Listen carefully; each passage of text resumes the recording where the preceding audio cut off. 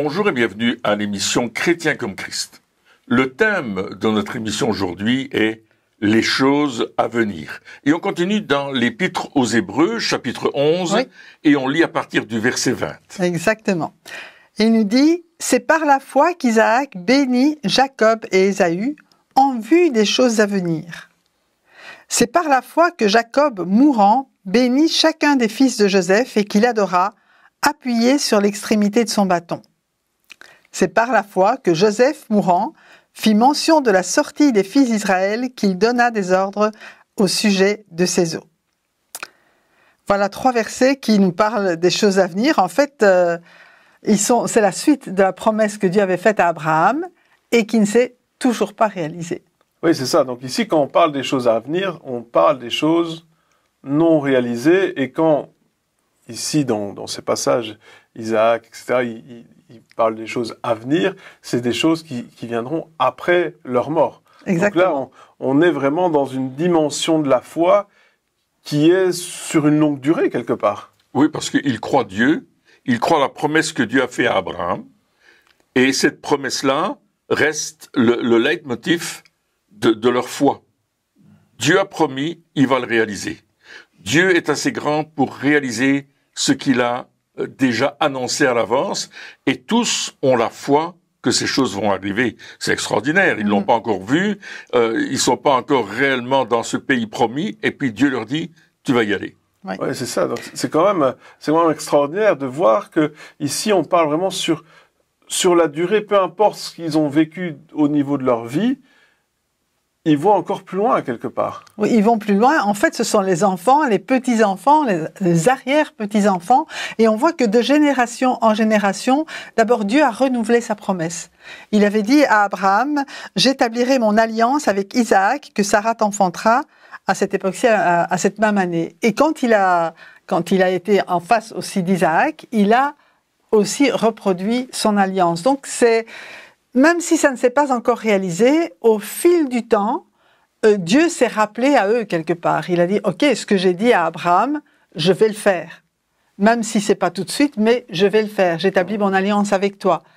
Et ils l'ont tellement cru que ça s'est répercuté aussi à leurs enfants. À Isaac, à ses enfants, et puis Jacob, Israël aussi à ses enfants. Donc, je crois que c'est important de voir que la foi d'Abraham ne s'est pas arrêté à Abraham, mais qu'il a pu vraiment la transmettre, d'abord la transmettre à Isaac. Ouais, et ce qui est interpellant vraiment, c'est de se dire qu'ils ont continué durant toute leur vie. Et puis la question qu'on peut se poser, c'est comment faire justement pour avoir cette même attitude de foi. C'est-à-dire que nous, alors la plupart du temps, on a une foi qui est limitée dans le temps.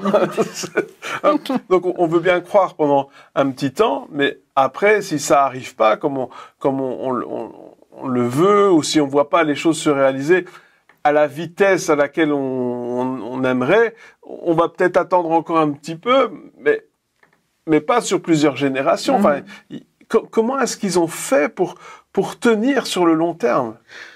Mais ils ont simplement partagé les promesses de Dieu. Ils ont rappelé régulièrement à leurs enfants, à leurs petits-enfants, aux familles, que Dieu avait fait des promesses, et que ces promesses-là, Dieu allait les tenir parce que il avait tenu la promesse de la naissance d'Isaac. C'était vraiment une promesse impossible à réaliser. Ça dépassait l'entendement humain que 2 personnes déjà très âgées et encore un enfant. Et puis Dieu a réalisé cela. Et c'est ce qu'il dit, il appelle ce qui n'est pas comme si c'était. Donc ils ont mis leur foi en Dieu, et cette foi, elle était ferme, et ils la transmettaient de génération en génération. C'était le sujet de leur discussion, c'était la fidélité de Dieu. Et quand un commençait à douter, l'autre disait, souviens-toi, Dieu a été fidèle, il a accompli sa parole dans telle et telle et telle situation. Et ils ont vu Dieu à l'œuvre dans leur vie tous les jours. Oui, et puis on peut se souvenir aussi du mariage d'Isaac, comment ça s'est produit, comment Dieu avait conduit les pas du serviteur d'Abraham pour aller lui chercher une femme. On peut se souvenir que Isaac, il a semé aussi dans la famine, et puis qu'il a récolté vraiment beaucoup de Au choses centuple, au centuple, voilà, cette année-là. Donc, ils ont vu, comme tu le disais, au cours de leur vie, ils ont expérimenté aussi eux-mêmes la fidélité de Dieu. Il y avait eu cet enseignement des parents, mais il y a la démonstration, il y a la pratique de tous les jours, où Dieu n'était plus seulement le Dieu d'Abraham, mais c'est devenu le Dieu d'Isaac. C'était plus seulement le Dieu d'Isaac, mais c'est devenu le Dieu de Jacob. Je crois qu'ils sont passés de la foi de papa à ma foi. Et ça aussi, c'est très important. Oui, et puis, comme tu dis, ils ont expérimenté la fidélité de Dieu. Donc, quelque part, les choses qui peuvent nous aider justement à avancer dans la foi, c'est la première chose qui s'est passée, c'est qu'ils ont vu ou reçu une parole de Dieu, hein, ils ont vu les choses, mais ensuite, ils ont vu Dieu à l'œuvre, donc ils ont vu des œuvres concrètes de ce que Dieu peut faire, et donc, ensuite, ils se sont rappelés, souvenus de ce que Dieu avait dit, et ils l'ont proclamé, et surtout, ils ont découvert que Dieu est vrai, et que ce qu'il dit, il l'accomplit. Et donc, c'est pour ça qu'il est dit, ici, à chaque fois, il dit, Isaac, au verset 20, hein, il a béni Jacob et Ésaü, en vue des choses à venir.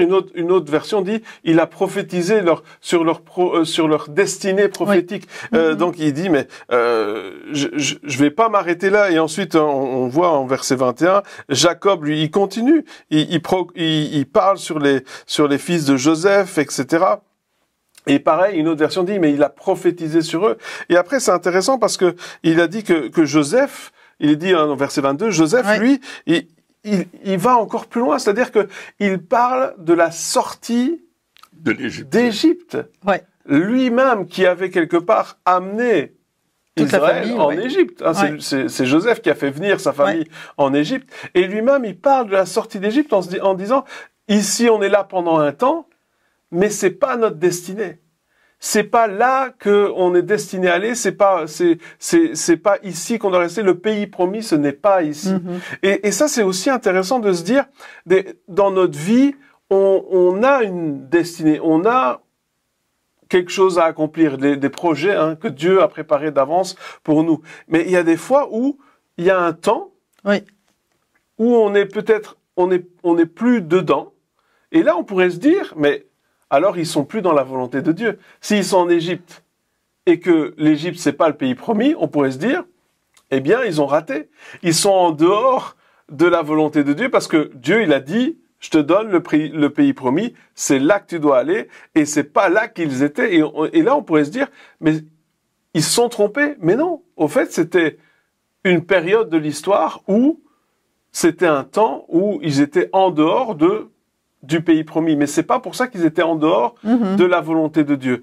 Et ça, moi, je trouve intéressant, parce que dans notre vie, il peut-être y avoir des temps où on n'est pas exactement là où on se disait qu'on devait être, et puis on peut se poser la question en disant, mais qu'est-ce qu'on fait là, quelque part? Et on peut poser la question à Dieu, mais Seigneur, est-ce que c'est vraiment ta volonté qu'on soit là? Et puis Dieu, il dit oui, et là, on comprend pas. Qu'est-ce qu'on fait là? Alors que, en Égypte, ils ont grandi, ils ont prospéré, il y a eu des choses qui se sont passées aussi, et du coup, après, ils ont pu sortir de l'Égypte. Mais Joseph, lui, il avait déjà vu cette sortie d'Égypte. Donc, la vision était toujours là, mais il y avait comme une espèce de pause dans l'accomplissement de la promesse de Dieu. C'était une étape. Une étape obligée et une étape qui va quand même durer plus de 400 ans. 400 ans, ouais. Parce que Joseph, lui, il est au début de cette étape-là. Donc, il ne va pas voir les générations qui vont suivre et qui, elles, vont rester en Égypte. Et pour qui l'Égypte ne sera plus un pays de bénédiction. Parce que quand ils sont arrivés, ils ont fui la famine quelque part. Donc ils sont arrivés dans un pays où il y avait l'abondance, où tout allait bien pour eux. Ils avaient les greniers de Joseph, Ils avaient les greniers de Joseph. Et ce n'est qu'après que la situation s'est dégradée fortement. Et ça, Joseph n'a pas vu.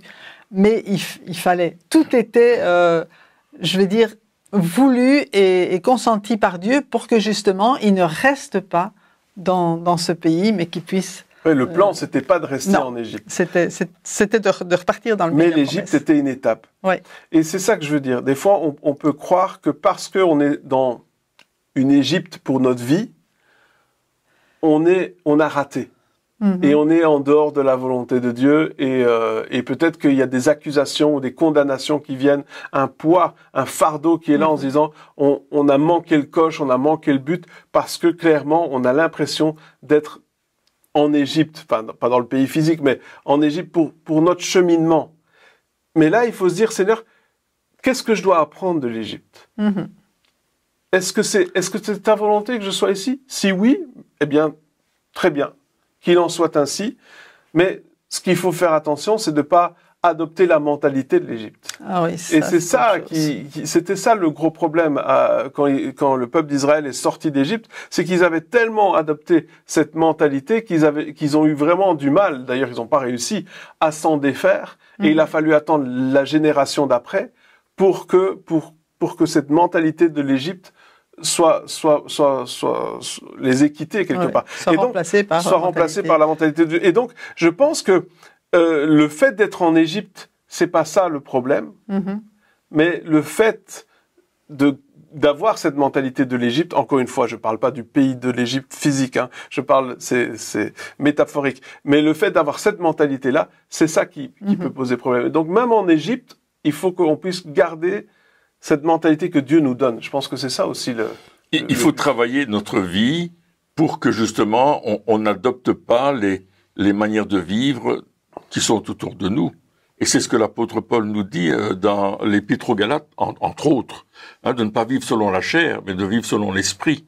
Parce que nous sommes nés de nouveau et l'Esprit de Dieu est venu en nous. Donc vraiment, aujourd'hui, si on est dans cette Égypte, comme tu le citais là, où le monde, la pensée du monde, Dieu nous dit ne reste pas dans la pensée du monde, mais reste dans la pensée de Dieu, parce que il y a des choses à venir. Parce qu'ici, en fait, c'est en vue des choses à venir. Donc, il y a quelque chose qu'on voit quelque part, que Dieu nous a donné, nous a dites, des promesses que Dieu nous a faites, des promesses qui sont dans la parole de Dieu, que nous avons reçues, que tout le peuple de Dieu a reçues, et que Dieu veut accomplir, même si on ne le voit pas encore, même si c'est pas encore visible présentement, actuellement, mais Dieu a dit, je vais les accomplir. Je vais accomplir ces promesses. À toi de rester fidèle, à toi de me suivre, à toi de me croire. Et en fait, dans ces 3 exemples qu'on a cités ici, ils ont cru Dieu. Ils ont cru ce que Dieu disait, ils ont cru ce que Dieu déclarait, et ça c'est quelque chose d'important. Et pour cela, nous aujourd'hui, on a quand même un privilège, c'est qu'on possède la Bible, et que dans la Bible, il nous est rappelé toutes les promesses de Dieu. Et quand on se les rappelle, quand on lit la Bible et qu'on voit toutes les promesses que Dieu a faites à son peuple et il nous a faites à nous, on peut se dire, waouh, il y a des choses à venir. J'y crois et j'y vais. Je marche dans ce sens-là. Je vais dans cette direction. Et tous les 3 ici, ils allaient dans cette direction. Ils allaient dans la direction des choses à venir. Ils ne se sont pas détournés de ce que Dieu avait dit. Ils ont marché droit devant eux en disant, on y croit. On y croit, quoi qu'il arrive, quoi qu'il se passe, quelle que soit la situation, on y croit. Et cette prophétie de Joseph qui disait, vous allez retourner dans le pays, vous allez prendre mes os avec vous. C'est quand même extraordinaire. Il est en train de leur dire, mes amis, ça va s'accomplir. Or, c'est quand même des centaines d'années après la mort de Joseph que les choses se sont passées. Parce qu'il y avait des nouveaux rois en Égypte qui n'avaient pas connu Joseph et qui avaient fait du pays un pays d'esclavage. Ils étaient devenus des esclaves. Mais Joseph avait prophétisé.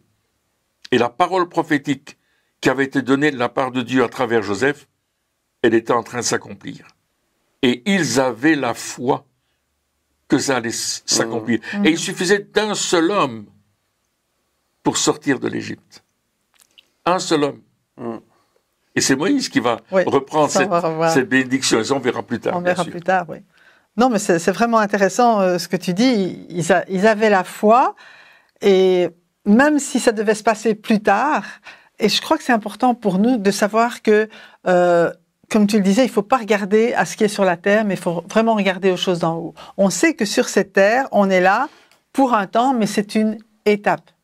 C'est une étape vers l'éternité, c'est une étape vers la patrie céleste, c'est une étape vers toutes les bonnes choses que Dieu a pour nous. Et Paul dit à un certain moment, même si nous souffrons dans ce corps, mais ça, c'est rien à côté de ce qui nous attend, quoi. Donc, ils vont rester dans cette espérance-là, eux aussi, qu'il y a un avenir. Et je pense qu'au niveau du plan de Dieu, par rapport à l'Égypte et au temps que ça a duré aussi, à un certain moment, Dieu va dire, mais l'iniquité des autres peuples qu'ils allaient conquérir n'était pas encore arrivée à son comble. Donc, il fallait ces 400 ans avant que le peuple puisse vraiment acquérir et battre les autres peuples, parce que Dieu est un Dieu juste, Dieu est un Dieu bon, qui a quand même laissé le temps aux autres aussi pour se repentir et revenir à lui. Mais ça s'est pas fait. Et il a donné le pays de la promesse, bien, il l'a donné à son peuple, comme il l'avait dit, mais il fallait que son peuple soit vraiment fidèle. Je veux dire, il voulait donner à un peuple qui lui fasse confiance. Oui, c'est ça, qui renouvelle la foi quelque part. Et parce que c'est ça aussi, on peut se dire, ah oui, mais Dieu, est-ce que Dieu veut agir? Bien sûr qu'il veut agir. Mais notre attitude, elle a quand même quelque chose à voir avec ce que Dieu va faire. Alors, bien sûr, tout est grâce et on ne mérite rien, etc. Mais Dieu, il va quand même... C'est comme quand on donne des cadeaux à nos enfants.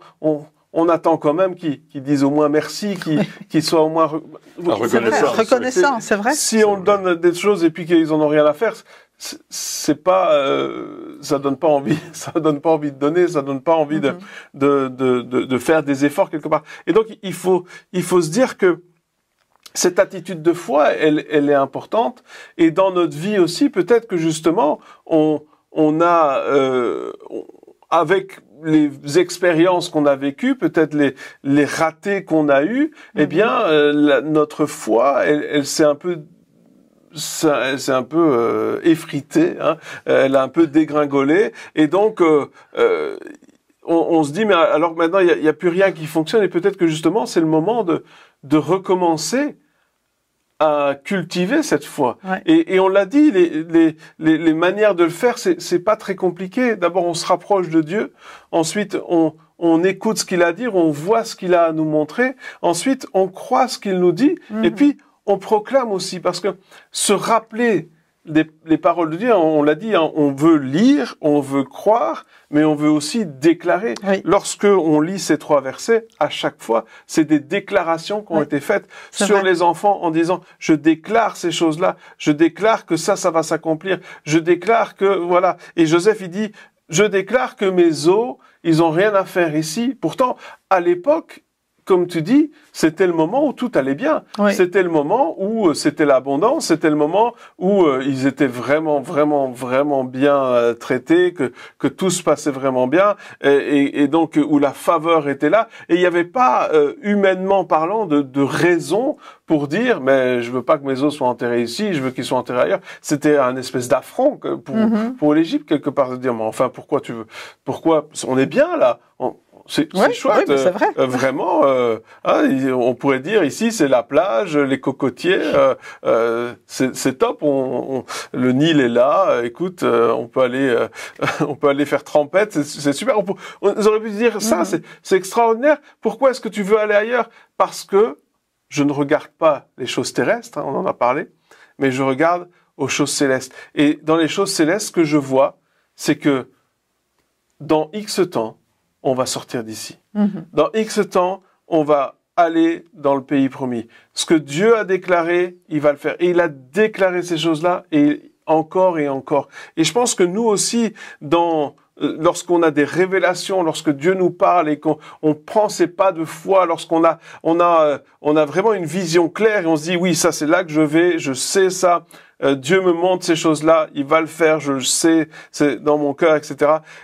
Et plus on marche, et plus on doit se dire, ah oui, il va le faire, c'est vrai, il va le faire, on verra, oh, il va le faire, oui.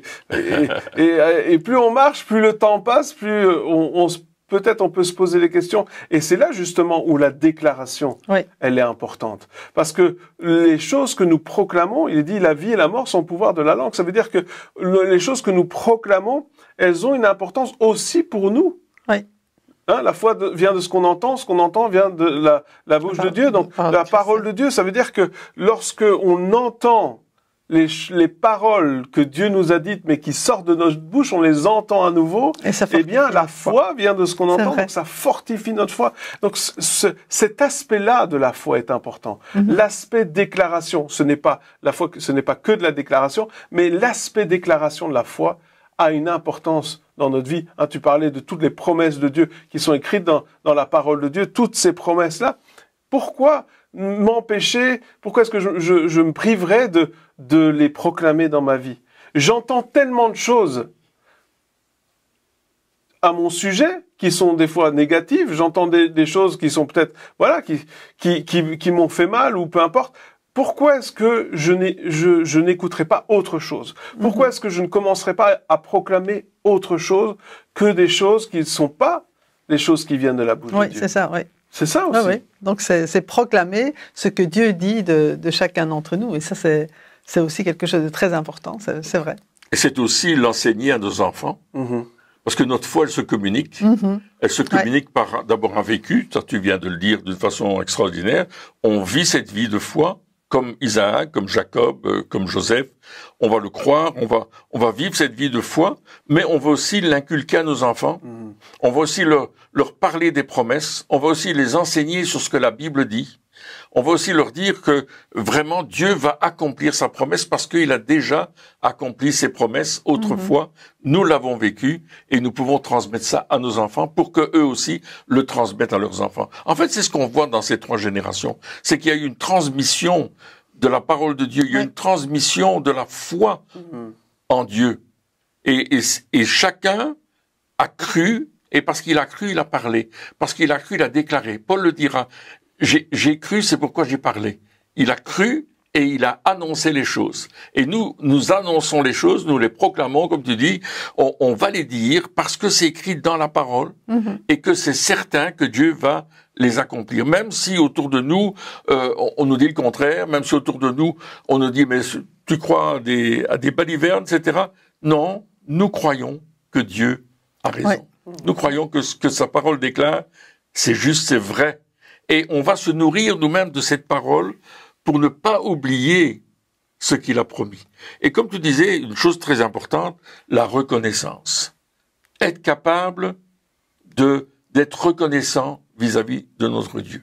De l'exprimer chaque jour. De dire merci Seigneur pour ce que tu me donnes aujourd'hui. Merci pour la bénédiction que tu mets encore sur moi. Merci parce que tu as accompli tes promesses. Merci parce que j'ai foi que tu es avec moi. Lorsque nous sommes reconnaissants, nous donnons toute l'importance à Dieu. Nous lui donnons toute la louange, toute l'adoration. Et là, l'ennemi ne peut pas nous approcher parce que nous avons cette certitude que Dieu va le faire. Amen. Et j'aimerais reprendre ce verset dans Deutéronome chapitre 4 verset 9. « Seulement prends garde à toi et veille attentivement sur ton âme tous les jours de ta vie, de peur que tu n'oublies les choses que tes yeux ont vues et qu'elles ne sortent de ton cœur. Enseigne-les à tes enfants et aux enfants de tes enfants. » Donc là c'est un peu un résumé de ce qu'on vient de dire, et c'est Dieu lui-même qui dit, mais fais attention de ne pas perdre ce que je t'ai dit, de ne pas oublier aussi ce que tes yeux ont vu. Parce que la vie avec Dieu, c'est pas seulement une attente de ce qui va se passer plus tard, c'est aussi une vie de tous les jours où, comme Jésus le disait, à chaque jour suffit sa peine, mais à chaque jour, il y a la provision de Dieu pour vivre aujourd'hui, pour voir le miracle, en tout cas l'intervention de Dieu dans ma vie chaque jour. Et ça aussi, ça va nourrir ma foi, hein, de réaliser. On parle de reconnaissance. Qu'est-ce que je reconnais? Je reconnais ce que Dieu fait dans ma vie jour après jour, et je suis heureux, je suis reconnaissant, je dis merci, je reconnais que c'est Dieu qui le fait et qu'il intervient, il intervient dans ma vie, il me mène au but, il connaît la destinée. On parlait de destinée la fois de tout à l'heure, mais il connaît notre destinée, il nous y conduit et nous pouvons reconnaître ce que Dieu fait. C'est un peu... Bon, quand j'ai commencé l'université, je me dis, Seigneur, je ne sais pas si ces études vont vraiment me servir pour mon métier, mais en tout cas, je veux que ça me serve aujourd'hui et que je puisse être un témoin de toi à l'école. Et en fait, même sur la route qui me conduit dans la destinée, on est des témoins de Jésus-Christ, on est, pas seulement ça, on est vraiment ce que Dieu veut que nous soyons au jour le jour. C'est important de ne pas viser que le but, parce que finalement on pourrait se décourager en disant quand est-ce que ça va arriver, mais de pouvoir se réjouir chaque jour de ce que Dieu fait dans notre vie. Ouais, c'est vraiment une vie de foi. Oui. C'est une vie de foi, et on parle des enfants, des petits-enfants. Comment est-ce que les enfants et les petits-enfants, ils font pour continuer à croire, mais en voyant ce qui se passe. Oui. C'est-à-dire que un enfant, tu vas lui dire, tu vas pas l'avoir en lui disant juste des versets bibliques, etc. À certains moments, on va te dire, quand il va rentrer dans l'adolescence, tes versets, machin, il n'en aura plus rien à faire. Mais lorsqu'il voit que Dieu agit, lorsqu'il voit les miracles, lorsqu'un enfant il vit des choses avec Dieu, là, à ce moment-là, il va continuer. Là, à ce moment-là, il va dire, les copains, ils peuvent dire ce qu'ils veulent. Moi, je sais ce que j'ai vu, je sais ce que j'ai vécu, je sais ce qui s'est passé dans ma vie, et il y a rien qui peut m'enlever ça. Et c'est ça aussi la foi. C'est pas juste de dire la parole de Dieu, proclamer la parole de Dieu, mais comme tu le dis, la vivre tous les jours, et de dire quand on arrive dans une épreuve de foi, justement, eh bien, on dit, OK, voilà, qu'est-ce qu'on va faire? Et avec les enfants aussi, en disant, voilà où on en est, voilà ce qui se passe, est-ce qu'on peut prier ensemble? On avait un ami qui disait ça à ses enfants, il dit, voilà, écoutez, on n'a plus de sous ce mois-ci, alors, on va faire une réunion de prière en famille. Et il faisait une réunion de prière, et puis, le lendemain ou le soir, il y a quelqu'un qui venait, qui apportait de l'argent. Mais les enfants, qu'est-ce qu'ils font? Ils voient. Ils voient ce qui se passe. Et c'est pas du chiquet, il y a rien de fabriqué. C'est quelque chose de réel. C'est des évidences. C'est des évidences. C'est des vrais exemples de vie. La foi, c'est pas une théorie. C'est pas juste en disant, ah oui, mais regarde, dans la Bible, des personnes ont vécu des choses et des miracles. C'est super. Alléluia. Merci pour les miracles de ces merveilleux personnages bibliques. Mais Dieu, il veut faire des miracles dans nos vies aussi. Il veut que nous aussi, on expérimente la foi. Parce que la foi, c'est pas une théorie. C'est une expérimentation. Et elle s'expérimente comment, la foi? Au travers des épreuves, lorsqu'il y a des problèmes. Et ici, ils ont vu les choses, et puis ils ont eu parce qu'on parle de Joseph, mais avant d'arriver là où il est arrivé, Joseph, il a été en prison, il a été accusé à tort, enfin, je veux dire, il a été détesté par ses frères. Enfin, il n'est pas arrivé là comme ça. Il est passé à travers. Non. Il n'est pas arrivé là comme ça. Et c'est ça aussi. Comment est-ce qu'on peut avoir une foi qui est plus grande? Mais en vivant des épreuves, des problèmes qui sont plus grands. Mais Dieu, ce qu'il a pour nous, c'est un avenir et une espérance. Amen. Il a proclamé, il a prévu des choses pour notre avenir. Et c'est ces choses-là, avec ces paroles, on doit s'accorder avec ces paroles, avec ce que lui a dit, et on doit proclamer aussi ce que lui dit pour voir ce que lui a prévu pour notre avenir. Eh bien, chers amis, merci encore de nous avoir suivis pour cette émission, et puis on se retrouve très bientôt pour la suite. Au revoir.